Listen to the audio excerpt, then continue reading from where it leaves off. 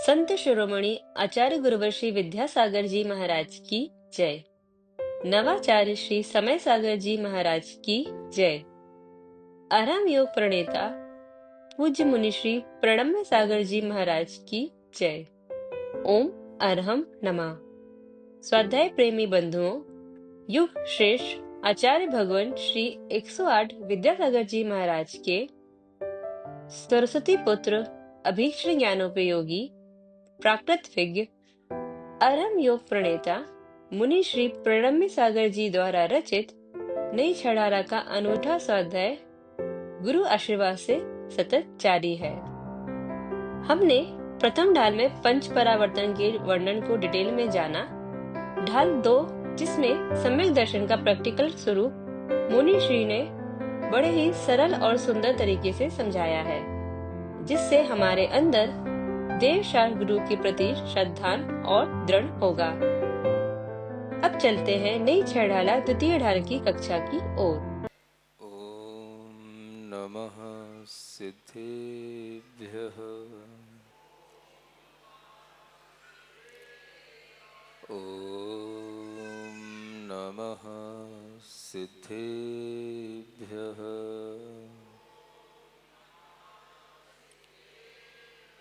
ओम नमः सिद्धेभ्यः।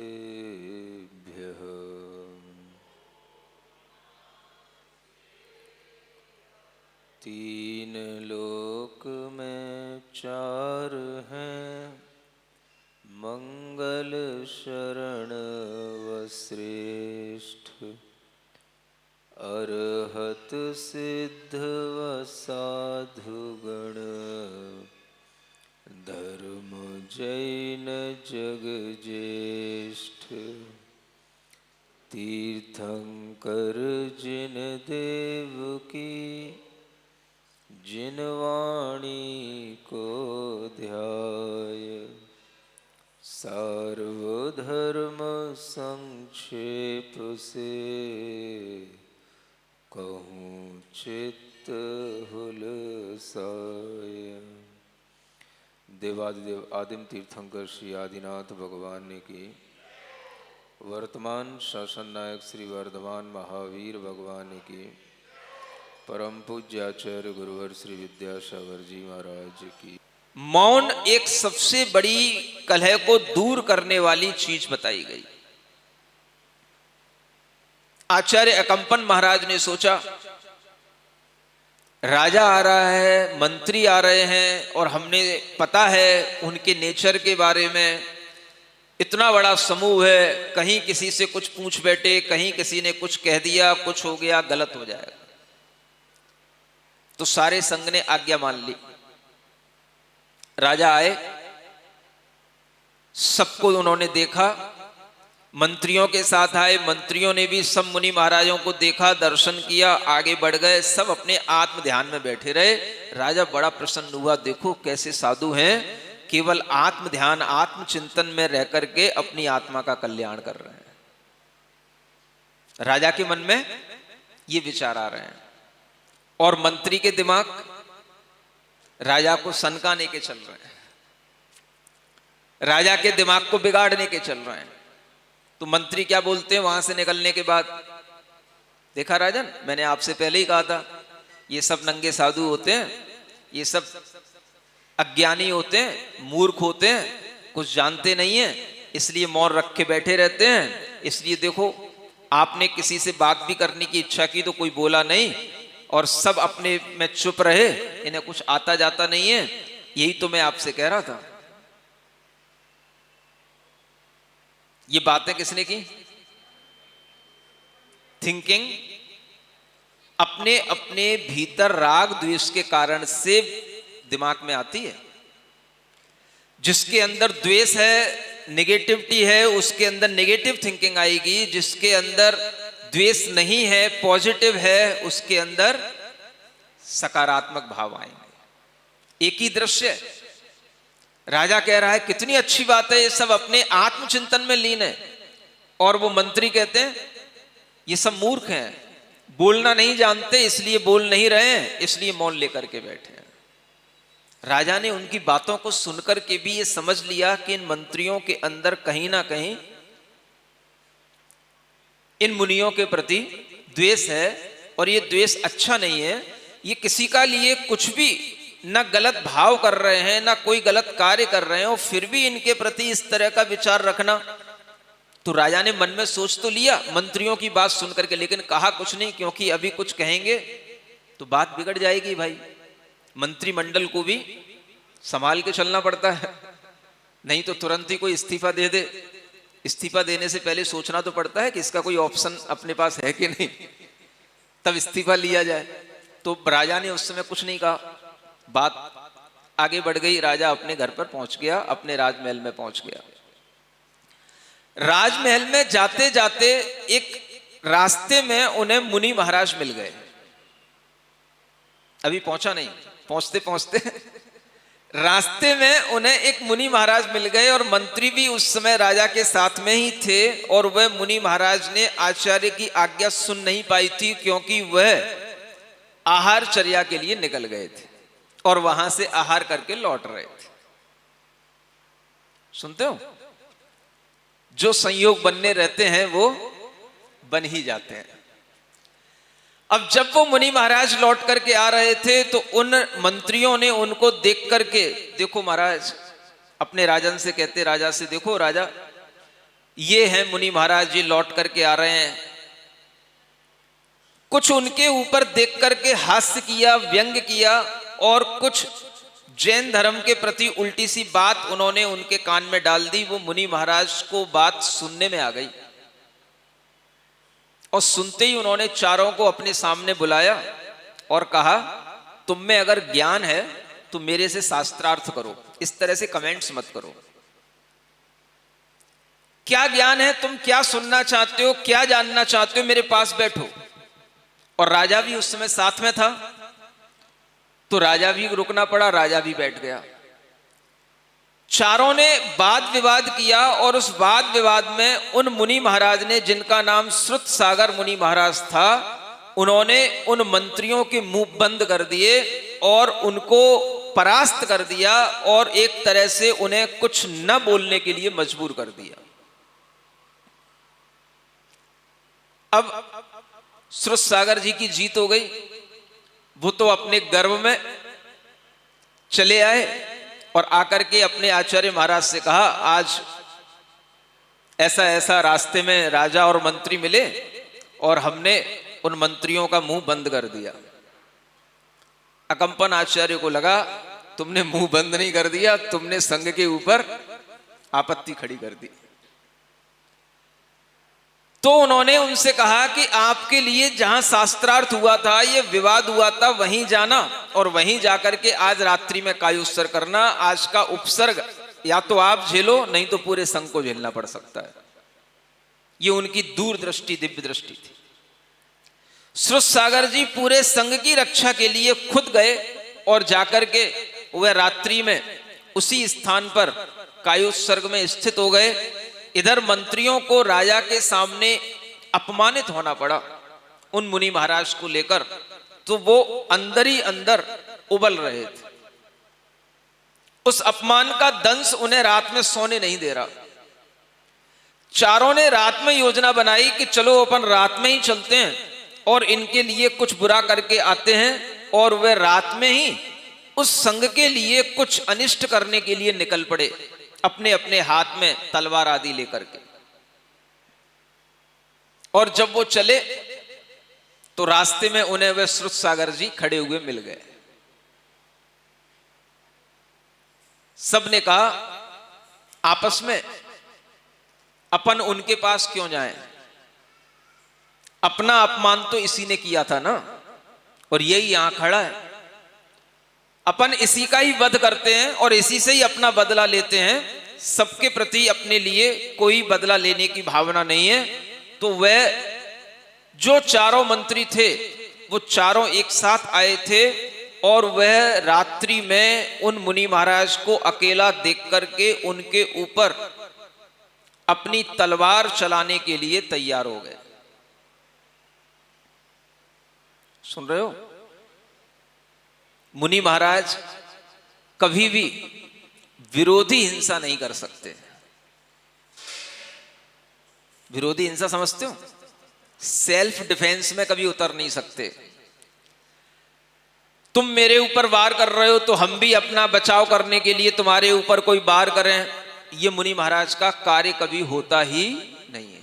जीवित मरणे समो समड़ो, जीवन और मरण में समान भाव रखते हुए मैं मुनि महाराज हमेशा तपस्या करते हैं। आज जी रहे हैं तो जी रहे हैं, अगर मरने का प्रसंग आ जाएगा तो उतना ही समान भाव स्वीकार करके मरने के लिए भी वे तैयार रहते हैं। सुन रहे हो कि नहीं? हाँ, सुनते तो आप सब रहते हो। दिल दिया है जान भी देंगे ये वतन तेरे लिए, ये कहने की बात हो सकती है, लेकिन इस बात को धर्म के लिए, आत्म धर्म के लिए चरितार्थ करने वाले मुनि महाराज होते हैं। दिल दिया है जान भी देंगे ए धर्म तेरे लिए। समझ में आ रहा है? कोई देश के लिए मरता है, कोई अपने आत्म धर्म के लिए मरता है, और वह श्रुत सागर मुनि महाराज अपने समभाव की रक्षा करते हुए, उस आत्म धर्म की रक्षा करते हुए वहां खड़े हुए हैं। दिल दिया है जान भी देंगे, किसके लिए?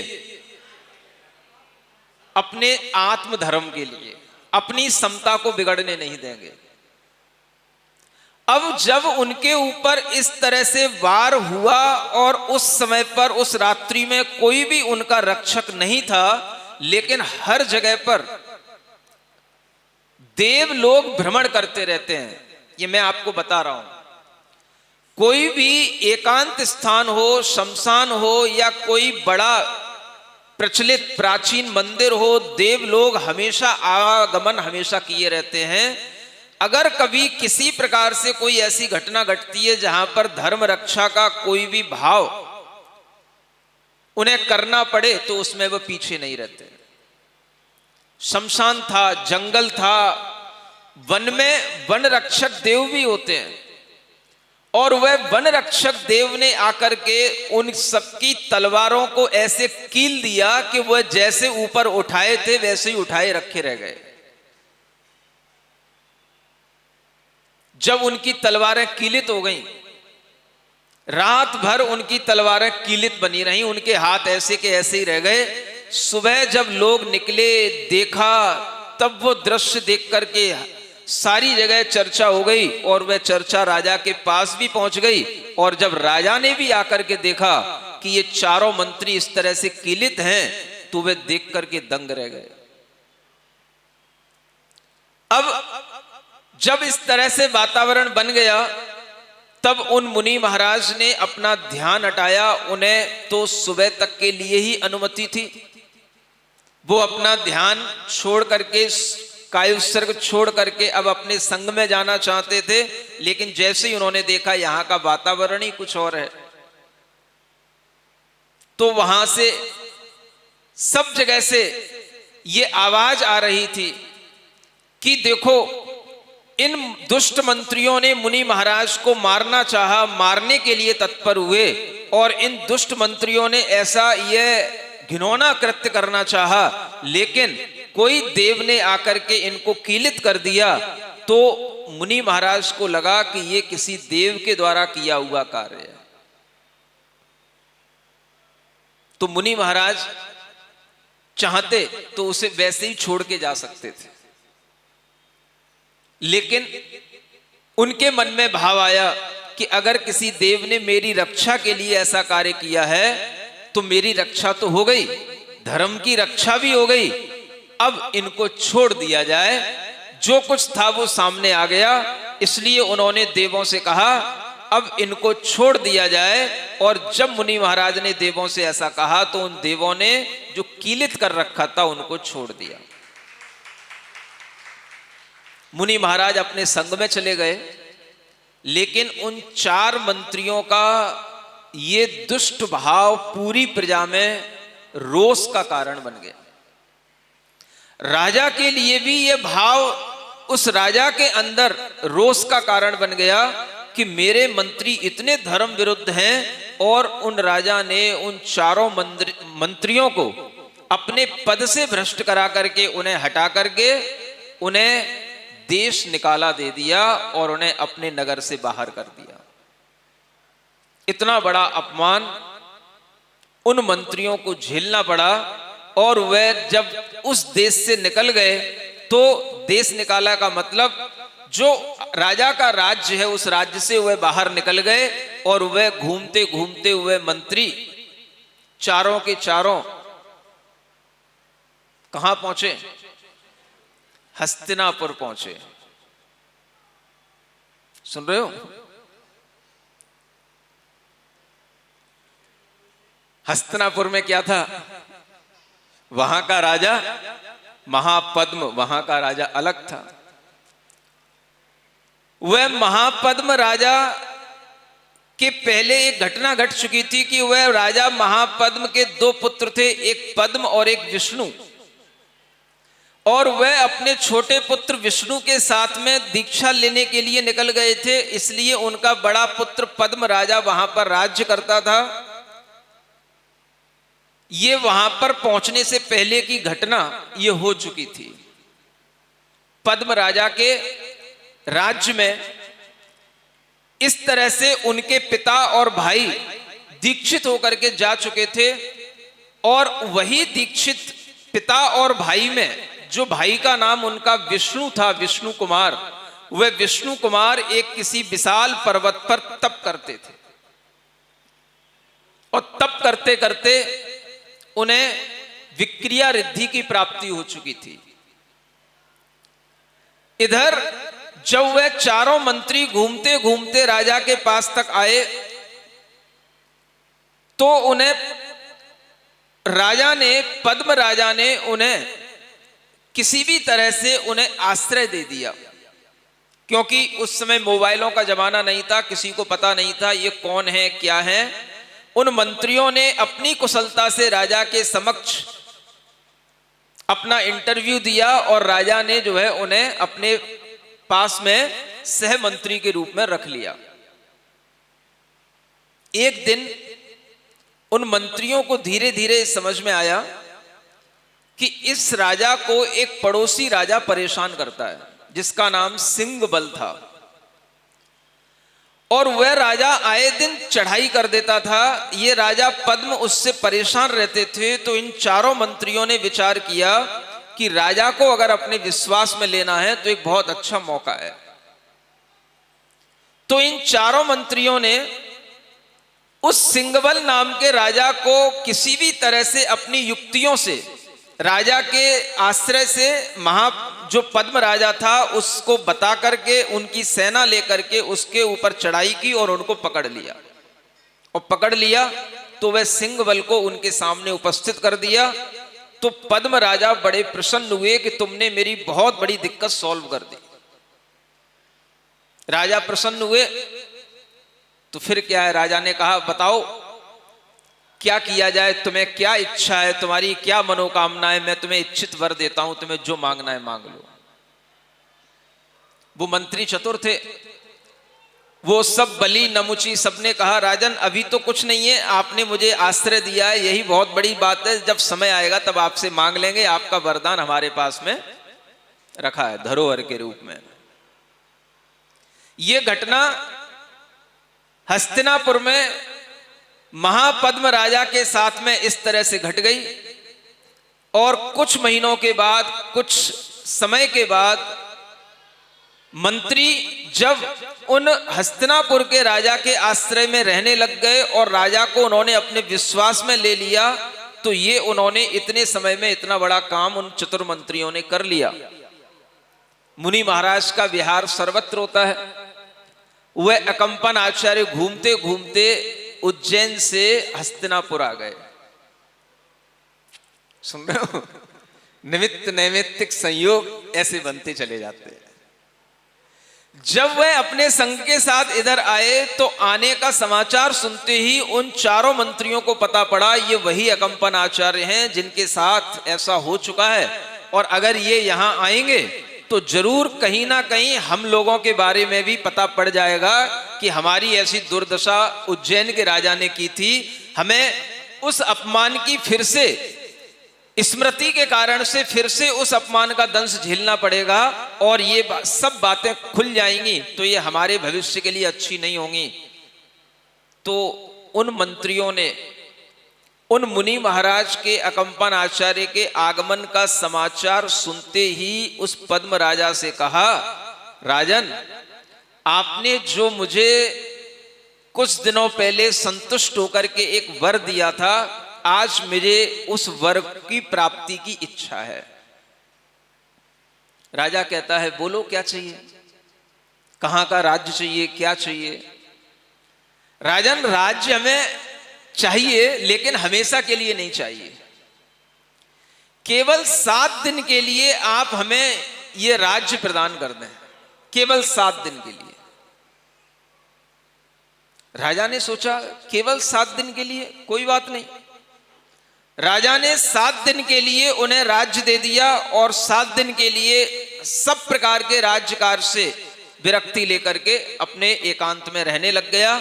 और जैसे ही ये चारों मंत्री राजा बन गए, उधर वह संघ का आगमन हो गया, तो उन्होंने अपना अब बदला लेने के लिए अच्छी योजना बनाई। प्रजा के लिए यह भी ना लगे कि ये उपसर्ग या कोई गलत कार्य इन हम लोगों ने किया है और ये कार्य भी हो जाए, तो जहां पर वह मुनियों का संघ विद्यमान था, रुका हुआ था, वहीं पर उन्होंने चारों ओर बंदिश बना करके और ये घोषणा करवा दी कि यहां पर ये यज्ञ होगा और इस यज्ञ में इस तरह से पशुओं की आहुतियां दी जाएंगी और उस आहुति के माध्यम से हम लोग अपने धर्म यज्ञ को आगे बढ़ाएंगे। राजा का आदेश जैसा हो जाता है, प्रजा को उस तरह से अपनी मानसिकता बना लेनी पड़ती है।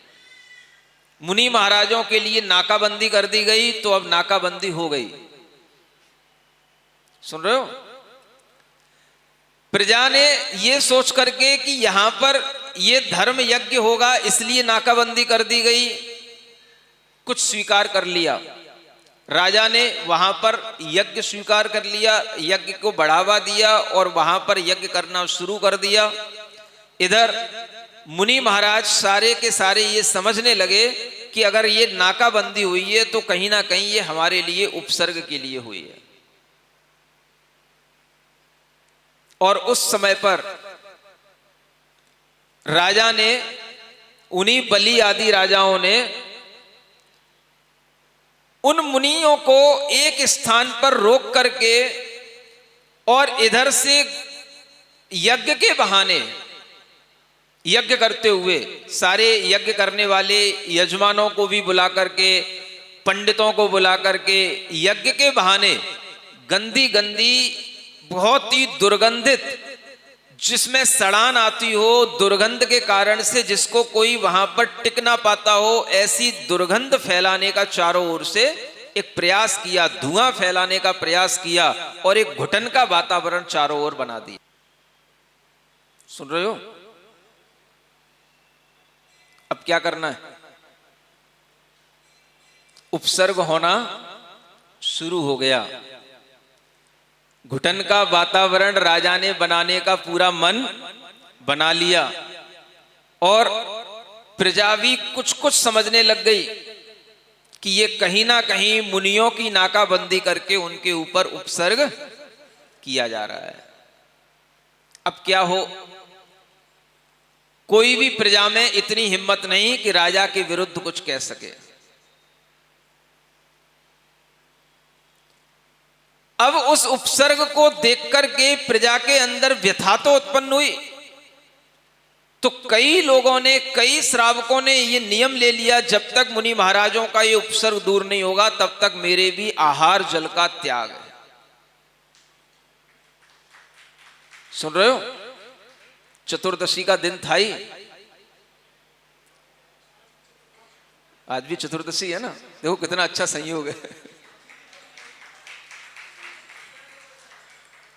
अब जब वह उपसर्ग शुरू हो गया, सबके लिए ये धीरे धीरे समझ में आने लगा कि यह उपसर्ग है और इस उपसर्ग से बचाव राजा की आज्ञा के बिना हो नहीं सकता। तो सब अपने अपने तरीके से दुखी हुए, व्यथित हुए, लेकिन क्या कर सकते हैं, सब नमोकार मंत्र का जाप करने लग गए। सब धर्म की रक्षा करने के लिए अनेक अनेक तरह की आराधना करने लग गए। कोई पार्श्वनाथ भगवान का कल्याण मंदिर स्तोत्र पढ़ रहा है, कोई भगवान महावीर स्वामी का वर्धमान स्तोत्र पढ़ रहा है, और कोई आदिनाथ भगवान का भक्तामर स्तोत्र पढ़ रहा है, और कोई शांतिनाथ भगवान की आराधना से शांतिनाथ स्तोत्र पढ़ रहा है। सब अपने अपने तरीके से स्तोत्र पढ़ते हुए भगवान की स्तुति करते हुए भाव करने लगे, हे भगवान ये उपसर्ग दूर हो। इतने मुनि महाराजों का एक साथ उपसर्ग ये हमारे लिए देखना और हमारा इस पर्याय में जन्म लेना भी हमारे लिए बहुत बड़े पाप का कारण है, बहुत बड़े कलंक का कारण है। सारी प्रजा में दुख व्याप्त है, व्यथा है, लेकिन इसका निवारण करने का कोई उपाय दिखाई नहीं दे रहा है। निवारण कब होगा? निवारण तो पूर्णिमा को होगा ना। तो इसका निवारण कल के दिन आपके लिए अगले एपिसोड में बताया जाएगा कि इस घटना का आखिर आगे क्या समाधान मिलता है और कैसे उन मुनि महाराजों का उपसर्ग दूर होता है। यह बात आपको कल ही सुनाई जाएगी। बोलिए महावीर भगवान की।